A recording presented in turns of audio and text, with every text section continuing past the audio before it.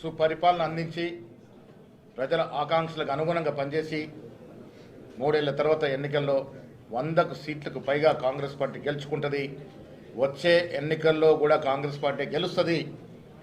ఈ వచ్చే 8 ఏళ్లు కాంగ్రెస్ పార్టీ అధికారంలో ఉంటుంది.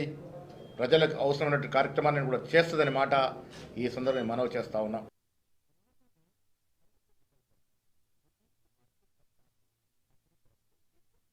మూడేళ్లు సుపరిపాలన అందించి ప్రజల ఆకాంక్షలకు అనుగుణంగా పనిచేసి 3 ఏళ్ల తర్వాత ఎన్నికల్లో 100 సీట్లకు పైగా కాంగ్రెస్ పార్టీ గెలుచుకుంటుంది. వచ్చే ఎన్నికల్లో కూడా కాంగ్రెస్ పార్టీ గెలుస్తుంది. ఈ వచ్చే 8 ఏళ్లు కాంగ్రెస్ పార్టీ అధికారంలో ఉంటుంది. ప్రజలకు అవసరమైన కార్యక్రమం. కేటీఆర్ బండి సంజయ్ కి సవాల్ చేశారు కాంగ్రెస్ సీనియర్ నేత షబ్బీర్ అలీ. జూబ్లీహిల్స్ ఉప ఎన్నికల కాంగ్రెస్ 2 ఏళ్ల పాలనకు రెఫరెండం అన్నటువంటి కేటీఆర్ ఇప్పుడేం సమాధానం చెప్తారంటూ ఆయన ప్రశ్నించారు. కేటీఆర్ పదవికి రాజీనామా చేస్తారంటూ ఛాలెంజ్ చేశారు షబ్బీర్ అలీ. సవాల్ చేస్తున్నాను, కేటీఆర్ గారు మీరే మాకు వచ్చి సవాల్ చేసిన ఇది రెఫరెండం అన్నారు. కాంగ్రెస్ పరిపాలన రెండు సంవత్సరాలది ఇది రెఫరెండం, మీ పాలన బాగలేదు, ప్రజలు మీకు వ్యతిరేకత ఉన్నారు అని రెఫరెండం చేసినారు. ఆయనతో సహా బండి సంజయ్ కూడా రెఫరెండం అన్నారు.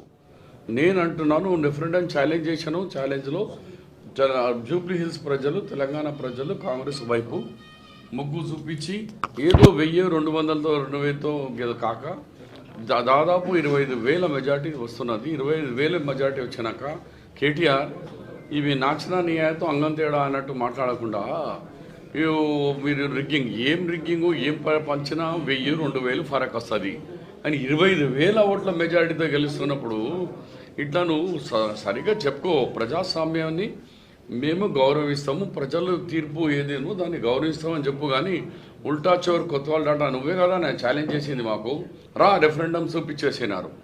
ఇవాళ జూబ్లీహిల్స్ ప్రజలు జై కాంగ్రెస్, జై రేవంత్ రెడ్డి, జై కాంగ్రెస్ పార్టీ అని ఆల్రెడీ చెప్పేసింది. ఇంకేమున్నదా? ఇక నీకు వదిలేస్తున్నా, నువ్వు రాజీనామా చేస్తావు. నీకు ఉన్నది ఆడ పార్టీ, కానీ నువ్వు రాజీనామా చేస్తావా లేకుంటే బండి సంజయ్ ఇంకోసారి గుండు కొట్టుకుంటావా, ఏం చేస్తావా? ఆయన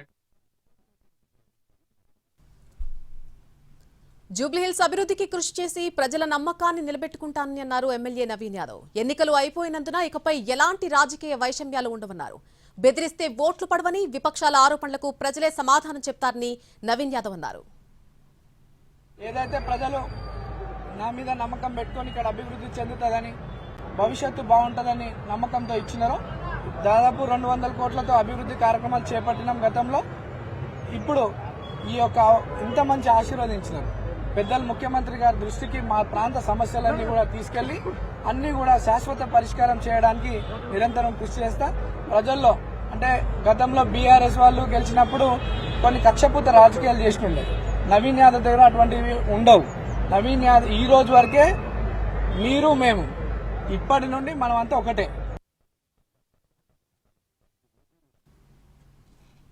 జూబ్లీహిల్స్ ఉప ఎన్నిక విజయంపై రాష్ట్ర వ్యాప్తంగా సంబరాలు జరపాలన్నారు మంత్రి పొన్నం ప్రభాకర్. 2 ఏళ్ల పాలనలో ప్రజలకు ఎన్నో సంక్షేమ పథకాలు అందిస్తున్నా ప్రతిపక్షాలు బురద చల్లే ప్రయత్నం చేశాయన్నారు. ప్రజాపాలనకు ప్రజలు ఎంత ఘన విజయం అందించారో ప్రతిపక్షాలకు తెలిసేలా సంబరాలు జరపాలన్నారు మంత్రి పొన్నం ప్రభాకర్. కాంగ్రెస్ పార్టీ గెలిచింది. ఈ వేడుకను తెలంగాణ రాష్ట్ర వ్యాప్తంగా కాంగ్రెస్ నాయకత్వం సంబరాలు జరపాల్సిన విజ్ఞప్తి చేస్తా ఉన్నా. కాంగ్రెస్ ప్రభుత్వం 2 సంవత్సరాల ప్రజాపాలన ప్రభుత్వంలో అనేక సంక్షేమ కార్యక్రమాలు జరిపినప్పటికీ టీఆర్ఎస్ బీజేపీ కలిసి మన ప్రభుత్వాన్ని బదనాం చేసే ప్రయత్నం చేస్తూ ఉన్నారు.